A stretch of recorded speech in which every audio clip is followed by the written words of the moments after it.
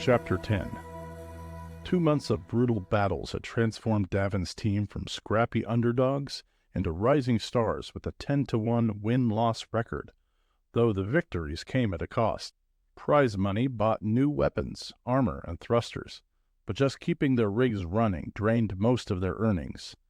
After each match, it felt like they were only one step ahead of a catastrophic breakdown. "This life is glamorous, huh?" Lyra muttered as she torqued a bolt on Davin's rig. "We win, we upgrade, and then everything breaks." "At least we look good doing it," Jack said, grinning from across the hangar as he tapped the sight of his mounted plasma rifle. "Nothing like new toys." "Until they blow up on your hands," Cade said dryly, running her diagnostics. "Try not to lose half your rig this time, Belt Boy." Jack winked. "What's life without a little risk?" Davin smirked, but kept his thoughts to himself. He'd recently spoken with Jonas, his first boss in Ironspire, whose advice lingered in his mind. A win streak is a double-edged sword. It's not just about the battles you win, it's about the enemies you make along the way. His comm unit chirped, interrupting his thoughts. The new message appeared instantly in his neural interface implant projected directly onto his mind. "You got lucky last time, Holloway. No luck this time. Show up if you got the guts. We'll be waiting in the arena. When we're done, Braxel will have your head." No name, just a promise of destruction. Cade leaned in as Davin read it aloud. "Braxel's sending a hit team." Jax whistled. "They couldn't bribe us, so now they're going to bury us?" Lyra folded her arms. "This isn't just Braxel. Whoever sent that message has a score to settle." The words echoed in Davin's mind. "You got lucky last time." Something about the message gnawed at him. Could this be the McCleary clan? Davin wondered aloud. "Nah," Jax replied, lacing his fingers behind his head. "We whooped them, yeah, but that doesn't sound like their style. We had drinks with them 2 weeks later, except for Seamus, the youngest brother. It's all water under the bridge." He shrugged. "Besides, their rigs are still in the Rusty Wrench's bay looking for repairs." Cade folded her arms. "Doesn't matter who they are. This is a grudge match, and they called you out by name." Davin's mouth went dry. Whoever had sent that message, they wanted him dead. "Lyra," he said, "maybe it's time to go ahead with those unorthodox methods you mentioned this morning." Lyra's grin was full of mischief.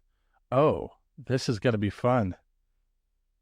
The team set to work, outfitting their rigs with traditional weapons, plasma rifles, railguns, missile launchers, and reinforced shields. There was no room for experiments. They needed to hit hard and fast if they were going to survive. "We stick to the basics," Davin said as he calibrated his plasma rifle. "Range, firepower, precision, keep it clean, keep it simple." "That's what I'm talking about," Jack said, grinning as he loaded missiles into his launchers. "Straight up smash and burn." Cade adjusted her stabilizers, her expression cool and focused. "We hit fast, lock them down, and don't give them a chance to recover." Lyra glanced at Davin. "And if things go sideways?" Davin gave her a small sob. "Then I've got a backup plan." The gates groaned open, and Davin's team marched onto the battlefield to the sound of roaring cheers. Their 10-1 record had earned them a small but loyal following, and the crowd buzzed with excitement, eager to see if they could extend their streak. From the other side of the arena, the enemy rigs rolled in, sleek, deadly machines marked with Braxel's colors. Their weapons gleamed under the lights, and their movements were precise. One of the rigs, a massive war machine bristling with armament, stepped forward. Davin squinted at the comm screen with a man he didn't recognize grinning smugly. "Didn't think you'd see us again, did you, Holloway?" the man sneered. "Your new ride is far the junk hauler used to crush my brother Grask." Davin's heart dropped. Now he remembered. These were the scavengers who had ambushed him and Jonas on that salvage run. Only now they had corporate backing. Upgrades. "Thought we were just scavengers, huh?" the raider taunted. "Well, this time we're playing for keeps." Cade's voice buzzed in Davin's ear. "Stay sharp. They're coming in angry, and angry means sloppy." "Just how I like 'em," Jax chuckled. Flared, and the battle erupted. The raiders launched a coordinated assault, plasma bolts streaking through the air. Davin's team scrambled for cover as explosions rocked the battlefield. Cade fired off precise railgun shots, forcing the enemy to scatter, but the raiders regrouped quickly.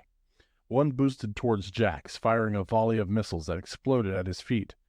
"Damn it," Jax cursed. "Lost my stabilizers." Jade pivoted, her railgun cracking as she blasted the radar Jax's back. "Stay in the fight, belt boy." The leader's rig barreled towards Davin, its cannon spitting plasma.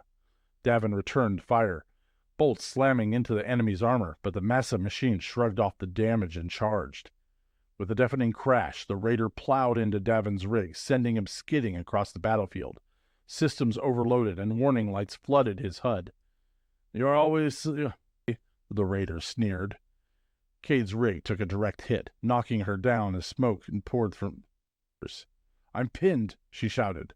Jax fired wildly, trying to keep the raiders off Cade. "I could use a little help here." He clenched his teeth.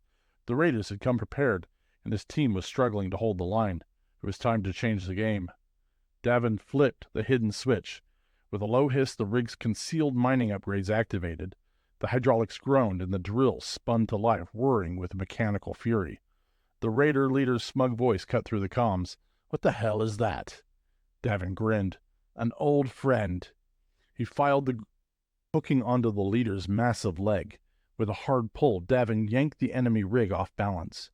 As the raider stumbled, Davin surged forward, driving the drill into the enemy's armor. The drill roared, tearing through metal with a deafening screech. Sparks exploded as Davin twisted the drill deeper, ripping off one of the enemy's weapon arms. Jax whooped over the comms. "Now that's what I'm talking about." With newfound momentum, Cade broke free from the raider pinning her down. Her railgun cracked through the air, disabling another raider's thrusters. "Keep the pressure on. They're falling apart." Davin used the winch to drag another enemy rig into range, then impaled it with the drill. The tide of battle shifted, and the raiders faltered under the relentless assault. The leader's rig limped towards Davin, sparks flying from its shattered frame. The crowd roared, demanding blood. Davin raised the drill for the killing blow. The enemy pilot slumped in his cockpit, defiant. It would be easy to end it now. Easy to give Braxel the message they wanted. But Davin slowed the drill. "It's over. Walk away." The arena fell silent. Then slowly the crowd erupted into applause, first hesitant, then thunderous. Mercy wasn't common in Ironspire, and the audience knew they had witnessed something extraordinary. As Davin powered down his rig and climbed out, his team gathered around him. Cade's rig was smoking, and Jax's armor was dented, but they were still standing. "You really know how to steal a show," Lyra said, pride and exasperation mixed in her voice. Davin grinned. "Seemed like the right call." Jax clapped him on the back, laughing. "The crowd loved it. Braxel? Probably not so much." Cade crossed her arms. "Serious.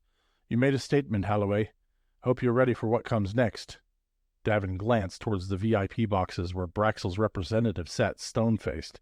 They had wanted a ruthless victory, and Davin had denied them. The storm was coming, but for now they had won, and for now that was enough.